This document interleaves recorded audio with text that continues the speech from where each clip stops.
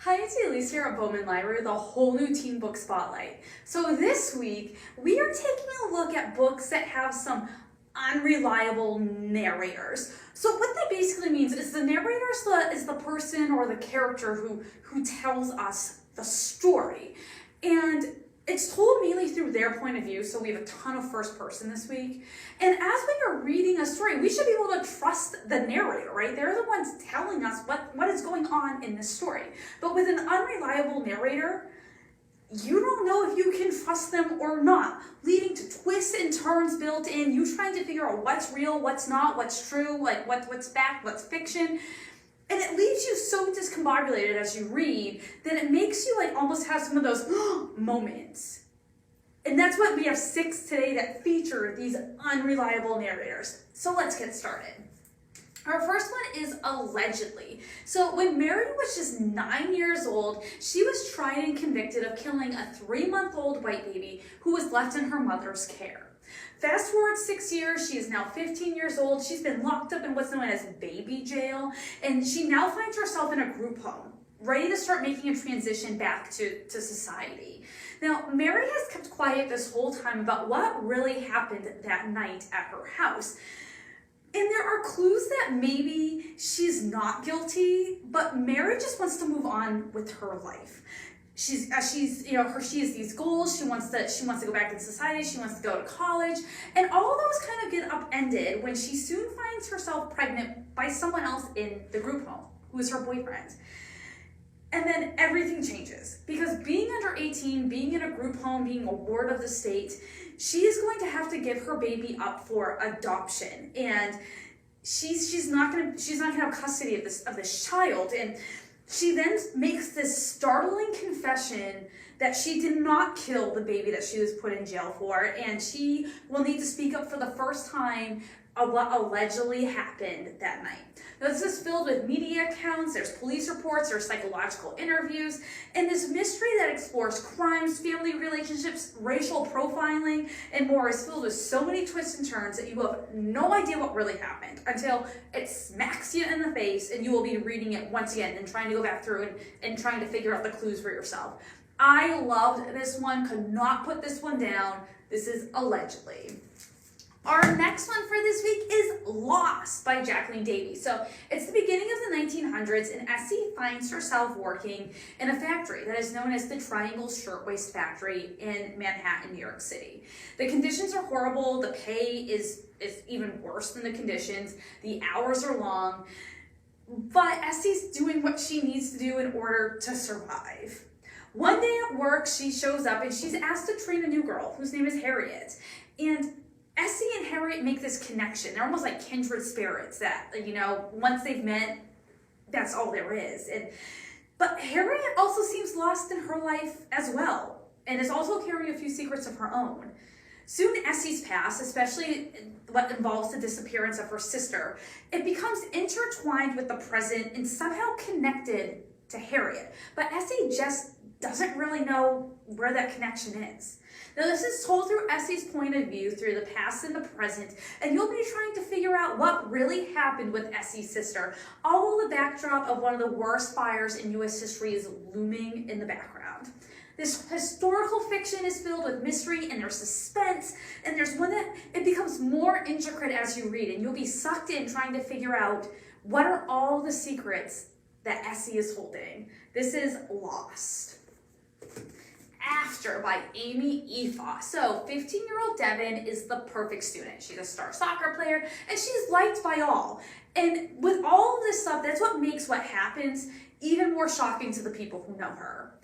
One morning, the police find her bleeding on her couch, skipping school, and there's a baby in a plastic bag in the dumpster outside of her apartment building.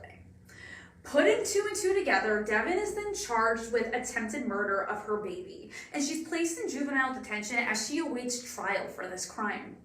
It's there that Devin will have to come to terms with everything that happened before, during, and after her pregnancy, even while she's in denial of everything that happened.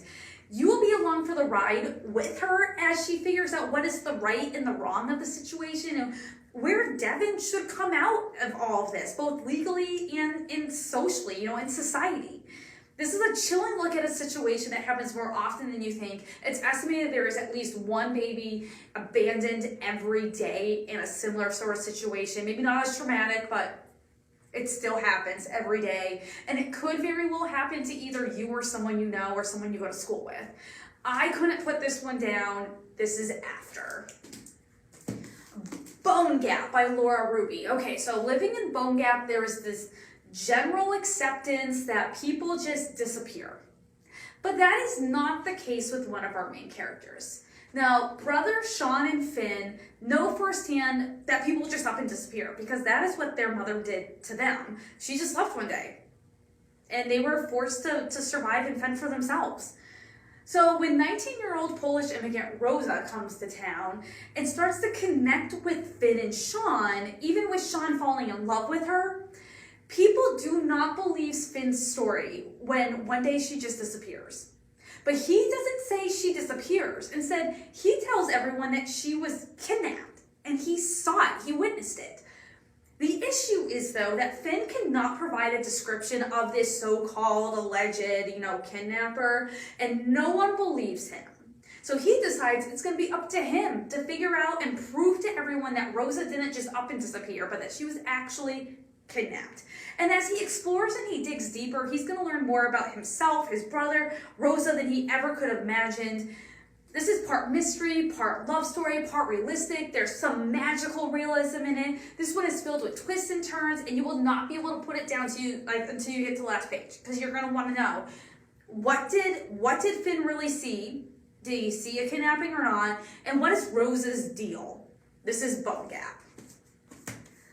Liar. Okay, so this is all about 17-year-old Micah, and Micah will straight up tell you that she is a compulsive liar. She soon finds herself the primary suspect of the murder of a fellow classmate named Zach, especially when it comes out in the investigation that they had a secret relationship outside of school that no one even saw coming. Micah decides that she's going to tell her story, the whole truth and no lies. But as you start to read and you get a sense of her story, you start picturing it, you cannot help but wonder if she is indeed telling the truth, especially as a self-proclaimed compulsive liar. This psychological mystery will leave you wondering throughout the whole book, what really happened? What is Micah's part in all of this? Is Micah telling the truth? Is she making all this up?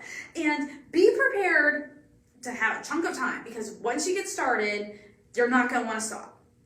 This is Liar.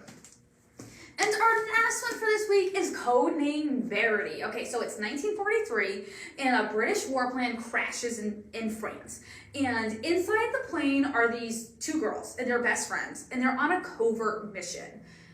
Now, when Verity is captured by the Gestapo, the German police, because not only do they land in France, but unfortunately they land in, the German-occupied section of France, she knows that she is on limited time. They know that she knows stuff. They're determined to get it out of her. Now, to get some relief from the sadistic torture that she faces on a daily basis, she agrees to tell her story, as well as any confidential information she may know. And as she starts to tell this story, she weaves the past with the present, and we come to know how she becomes best friends with Maddie, the other girl in the plane, and who is the pilot of the plane. But while Verity is being held by the Nazis, Maddie decides she's going to rescue her friend at whatever the cost. But they are each holding their secrets, and you don't know who you can trust, who you can believe. Are they really working for the British?